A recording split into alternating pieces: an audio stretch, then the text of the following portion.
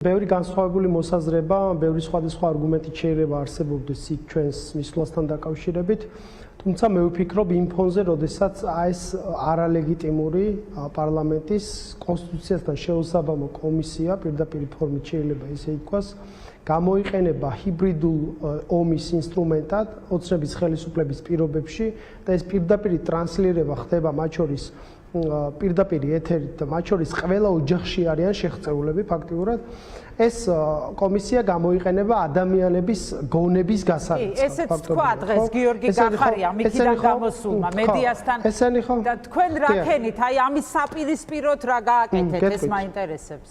გეტყვით. ესენი ხო ფასეულობების გაუკუღმართებას ეწევიან, ხო, თავიდან ბოლომდე, ხო?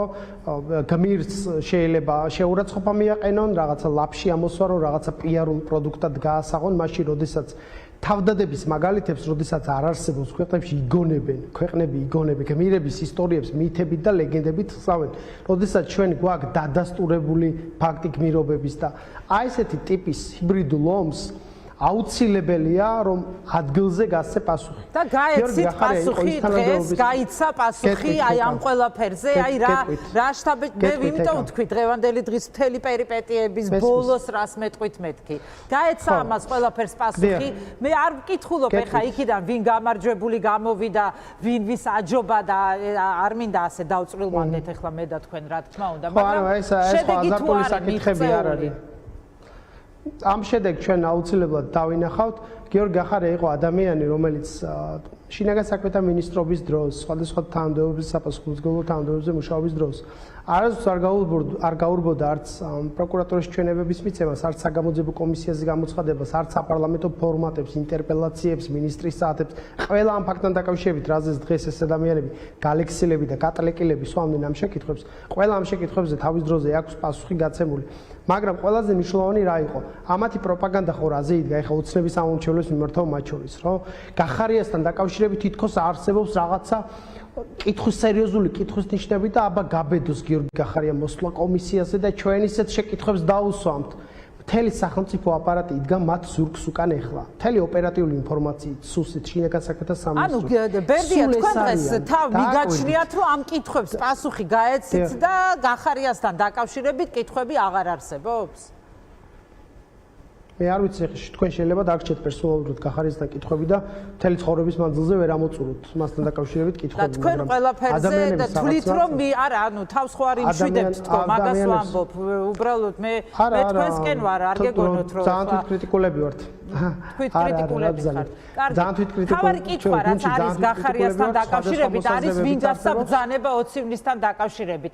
ვინ არის ეს უჩინარი ხელი? ბერდია შეგიძლიათ მითხრათ. გახარიას იქ არ დაუსახელებია ბიძინა ივანიშვილი. თქვენ შეგიძლიათ მითხრათ, ის რაც დაგვაკლდა, თქვენ დაამატებთ თუ არა, ეხლა აი აქ ამ ეთერში. მე ვერაფერს ვერ დავამატებ, ქალბატონო ეკა, კომისიის არ ვიცი და იმიტომ რაც გიორგი გახარია მისაუბრა, იმის იქით მე ვერ ვისაუბრე, იმიტომ რომ არც დეტალები ვიცი, ბუნებრივია და არც ორი იქნება რაღაც პოლიტიკური დასკვნები აქედან გამოვიტანო. რაც თქვა გიორგი გახარიამ იყო ის, რომ მას ეს ბრძანება არ გაუწია და 20-21 წელს განვითარებული მოვლენები მის გადადგომას რაც შეეხებოდა და უჩინარ ხელთან დაკავშირებით რაც ისაუბრა, სწორედ ამან შეიძლება გაუჩინა რაღაცა გონივრული ეჭვი, რაღაცა სხვა პროცესებიც ხوار ხდებოდა მის მიღმა 2019 წლის 20 ივნისს. ხოლო ეს სხვა მე არაფერს შემიძლია გითხრათ. ეს არის მოცემულობა, რაც თქვა გიორგი გახარიამ საგამოძიებო კომისიაზე. სხვა 20 ივნისთან დაკავშირებით მე არაფერს თქმა არ შემიძლია ამ ეტაპზე. საინტერესოა, ეს არის მთავარი კითხვა, რომელზეც არ ვიცი, წლებია უკვე მედია ამ შეკითხვას სვავს და დღესაც იყო ეს ერთ-ერთი მთავარი კითხვა, მაგრამ ეს კითხვა კიდევ ერთხელ ვამბობ, მაინც პასუხგაუცემელი რჩება, მიუხედავად იმისა, რომ ბევრი რაღაც სიახლე მოვისმინეთ, მაგალითად ნიკა მელიას საქმეში, დაჭერის საქმეში ივანიშვილი რო იყო ჩართული და ყობახიძემ უშუალოდ რო იმუშავა იმაზე და რო შემოიყვანა გავრილოვი. კი. მნიშვნელოვანი საკითხები იყო, მათ შორის გავრილოვის შემოყვანა და არ დაგავიწყდეთ მე დარწმუნებული ვარ არ დაგავიწყდებათ ჩორჩანას ეპიზოდი, სადაც თია წულუკიანის ეგრეთ წოდებულმა კომისიამ გიორგი გახარიას ბრალი დასდო იმაში, რომ ცოცავი ოკუპაცია გააჩერა და 1600 ჰექტარი მიწის ნაკვეთი ხაშურის მუნიციპალიტეტში ტყე შეუნარჩუნა ამ ქვეყანას. ბერდია. აი ამაში დასდო წულუკიანის კომისიამ დღეს ერთი საინტერესო პარალელი გავავლე დღეს მე და თქვენი აზრი მაინტერესებს ამასთან დაკავშირებით. გიორგი გახარიამ დღეს დაწვრილებით მოყვა, რატომ გადადგა ის და თქვა, რომ აი ივანიშვილმა რომ აიღო ხელში მართვის სადავეები და ის ხელმძღვანელობდა ნიკა მელიას დაჭერის სპეცოპერაციასო, ჩემთვის ეს იყო მიუღებელი შეურაცხყოფელი და მოკლედ მე ამის გამო გადავდექიო, მოკლეში ნარსყვები, ეხლა ციტირებას არ ვახდენ, რა თქმა უნდა, მაგრამ ნუ ასე გავიგეთ ყველამ. ახლა მე მაინტერესებს აი 2019 წლის 20 ივნის, როდესაც ამბობს გიორგი გახარია, რომ უჩინარმა ხელმა გასცარდა რაღაცა ბრძანებების გაცემა დაიწყო და შემდეგ ის თურმე აი ესე ბატონო როგორ არა თქვა ასეთი რამ თქვა გავსი არაფერი ყოველ შემთხვევაში მე მარტო წყლის ჭალზე მივეცი ბრძანება და ცრემსადენ გაზზეო ასეთი რამ თქვა დანარჩენზე მე ბრძანება და ჩემს მოადგილებს არ გაგვი ერთი წუთი კითხვას დავასრულებ დანარჩენზე ბრძანება მე და ჩემს მოადგილებს არ გაგვიციაო თქვა ანუ ვიღაცამ გასცა ეს ბრძანება არ ამბობთ ცოცხალი თავით რომ ეს ან ბიძინა ივანიშვილი იყო ან გომელაური თუ რა ვიცი ვიღაცა მისი მსახურები და ვინც იქ ხელის ბიჭები ვინც იქ ყავდა და ყავს დღემდე გვერდით ეს არ იყო მისთვის შეურაცხყოფელი მაშინ რატო არ გადადგა გიორგი გახარია რატო მიცადა ამდენი ხანი ნიკა მელიას დაჭერა რატო იყო რაღაც აი ეს წითელი ხაზი შეგიძლიათ ამაზე მიპასუხოთ როგორც ჩანს ყურადღებით არ გისმენიათ ამ პასაჟისთვის კომისიაზე და რატო? ორი გიორგი გახარიამ თქვა რომ ცრემსადენი გაზის და წყალსატყორცნის ეგრეთ წოდებული წყლის ჭავლის მანქანის გამოყენების ბრძანება გავიცი მე ტყვიების გასროლის სპეციალური საშუალებების ტყვიების რეზინის ტყვიების გამოყენების ბრძანება არ გამიცია მე და ეს დასრულდება საქმეში არსებული სხვა მტკიცებულებებით მათ შორის რადიოსადგურის ჩანაწერებით რასთან დაკავშირებითაც დაწყნა სახალხო დამცველსაც ასევე გამოქვეყნებული აქვს თუ როგორ კითხულობს ოპერაციის მიმდინარეობისას გიორგი გახარია ვინ ისროლა ტყვიების ხმოვანიც არსებობს ეს მტკიცებულება და შეუძლიათ ეს მოვისმინე თქვენ წარმოიდგინეთ რომ ძალიან ყურადღებით მოვისმინე ყველაფერი დამერწმუნეთ მართლაც გავიგე კი ბატონო მე მჯერა გიორგი გახარიამ თქვა შემდეგი რამ 2021 წლის 17-18 თებერვალს რა პროცესებიც მიმდინარეობდა და დავრწმუნდი მე რომ ჩემი გვერდის ავლით ჩემს მინისტრთა კაბინეტს ვიღაცები ძალალებებს აძლევდნენ უჩინარად მოქმედებდნენ პოზიციებს იცვლიდნენ სწორედ ამან ამომიტივტივა და გამიჩინა გონივრული ეჭვი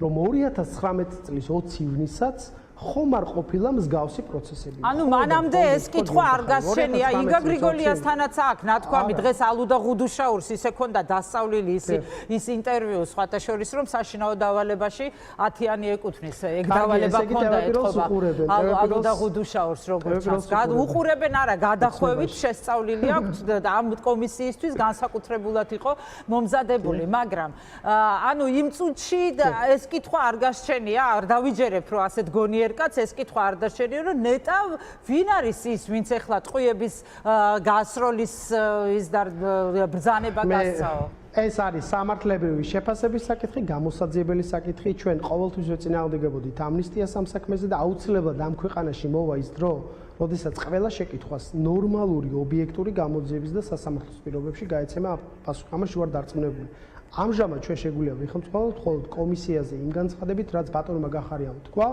ბატონ გახარიას ეს არ უთქვამს მხოლოდ კომისიაზე იგივე აქვს დაფიქსირებული ორჯერ მიცემულ ჩვენებაში გამოძიების მე იცით რა შტაბ-ეწილებამ რჩება გულწრფელად უნდა გითხრათ ბერდია გულწრფელად გეტყვით და მე სულ გულწრფელი ვარ ჩემს რესპონდენტებთან და ჩვევია ასე პირდაპირ საუბარი მე რჩება შტაბ-ეწილება რომ მაინც ხელს აფარებს ვიღაცას და ამ შემთხვევაში ეჭვი მაქვს რომ ბიძინა ივანიშვილს აი ამ საქმიდან რატომღაც ხელს აფარებს გიორგი გახარია ალბათ როდისმე გავიგებთ რატომ ხდება ეს ყველაფერი ბოლო კითხვას დაგისვავთ და გასაგებია გადარჩენი.